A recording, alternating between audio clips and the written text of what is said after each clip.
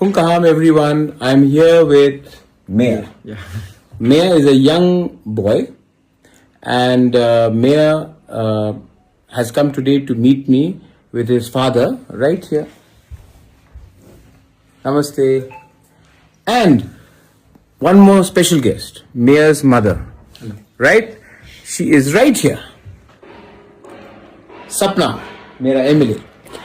So सपना आया और सपना ने कहा कि जो भी हुआ है ठीक नहीं हुआ, लेकिन everybody deserves a second chance. क्योंकि हम लोग तिपरासा लोग सिर्फ कितना है 10, 11 लाख, 12 लाख, और अगर हम लोग एक दूसरे से फाइट करेंगे तो नुकसान हमारा नेक्स्ट जनरेशन का होगा. तो अगर नेक्स्ट जनरेशन को अच्छा एग्जाम्पल देना है तो इलेक्शन खत्म हो चुका है, सबको एक सेकंड चांस मिलना चाहिए और प्यार से हम लोग एक संग आगे बढ़ के हम लोग we will fight and make our Tiprasa accord and our Thansa more successful.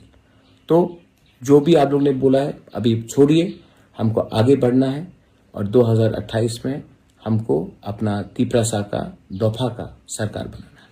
Ally नाम भाई. हम भाई